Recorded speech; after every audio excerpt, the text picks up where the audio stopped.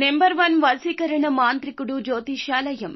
ఎక్కడి వారికైనా ఒక్క ఫోన్ ద్వారా వెంటనే పరిష్కారం చెప్పబడును. స్త్రీ పురుష వశీకరణం, ప్రేమ, పెళ్లి, సంతానం, వ్యాపారం, కుటుంబ సమస్యలు, భార్యాభర్తల గొడవలు, గృహం, స్థలం సమస్యలు, కళ్యాణ దోషము పరిష్కరించబడును. దుష్ట శక్తులు తీయబడును. నాగదోషం తీయబడును. నాగబంధన, గుప్త నిధులు, ధనం, లంకె బిందెల కొరకు గురువు గారిని సంప్రదించండి. మీరు కోరుకున్న వారిని మీ వద్దకు చేర్చాలా? అంజనం వేసి చూపబడును. Guruji phone number 8185066725. అందరికీ నమస్కారం అండి. ఛానల్లోకి తిరిగి స్వాగతం. ఈ రోజున ఖచ్చితంగా కన్యా రాశి జాతకులు ఈ నిజం విని తట్టుకోలేరు. ఏమిటి ఆ నిజం? ఏం జరగబోతుంది? ఎటువంటి ఫలితాలు వీరికి గోచర రీత్యా కలగబోతున్నాయి? అన్ని వివరాలు వీడియోలో తెలుసుకుందాము. వీడియో మీకు నచ్చితే ఒక చిన్న లైక్ అయితే చేసి మమ్మల్ని సపోర్ట్ చేయండి. ఇక ఆలస్యం లేకుండా వీడియోలోకి వచ్చేద్దాము.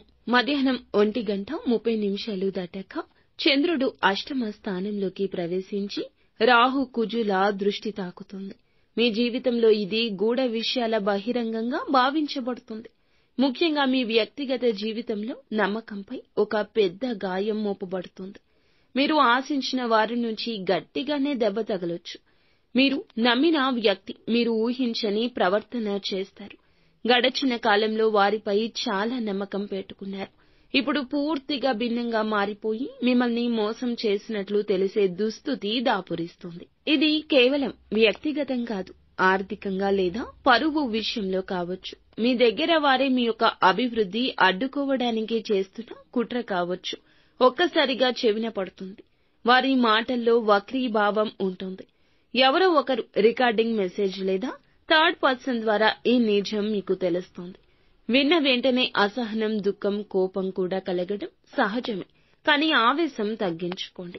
సోషల్ మీడియాలో, వర్క్ ప్లేస్ లో లేదా కుటుంబ సభ్యుల్లో ఒక లేనిపోని అపవాదం ఫలితంగా బాధపడే అవకాశం ఉంటుంది. ఇది వినగానే మీరు వెంటనే స్పందించాలనిపిస్తుంది. కానీ క్షణికంగా ఆగితే మీకు చాలా నష్టం పూరించబడుతుంది. తీవ్రమైన మానసిక ఒత్తిడి ఈ రోజు కలగొచ్చు. కొన్ని గంటలు ఏం చేయాలో అర్థం కాకపోవచ్చు. తక్షణ నిర్ణయం ప్రమాద గంటికలు మోగిస్తుంది. నిశ్చలంగా ఆలోచించండి. నమ్మిన వ్యక్తితో మాటల్లో గౌరవం ఉండాలి. ప్రతి విషయానికి వెంటనే స్పందించొద్దు. దెబ్బతిన్న వాటి నుంచి ఆ గుండెతో తీసుకునే నిర్ణయాలు సాధారణంగా పశ్చాత్తాపాన్ని కలగచేస్తాయి. మీ దగ్గర ఉన్న వివరాలు గోప్యంగా ఉంచండి. నిజం తెలుసుకున్నా కూడా వాటిని బయట పెట్టొద్దు. ఇందులకు ఆధారంగా భవిష్యత్తుకు సంబంధించి నిర్ణయం తీసుకోవడం, మీ శాంతి కాపాడుకోవడం మీ లక్ష్యం. మీ మేధస్సును ఉపయోగించి ఆ వ్యక్తికి ఎలా దూరంగా ఉండాలో ప్రణాళిక చేసుకోండి. ఓం శ్రీ హనుమతే నమః ఈ యొక్క మంత్రాన్ని కష్టం కలిగిన ప్రతిసారి, బాధ కలిగిన ప్రతిసారి బాధాతప్త హృదయంతో 21 సార్లు జపించండి. ఖచ్చితంగా హనుమంతుని అనుగ్రహం కలుగుతుంది. మానసిక స్థైర్యం కలుగుతుంది. మీ జేబులో ఈ రోజున ఒక నిమ్మకాయను పెట్టుకుని వెళ్ళండి. మీకు ఉన్న దృష్టి పోతుంది. మీకు మనసు ప్రశాంతంగా మారుతుంది. అంతా మంచి జరుగుతుంది.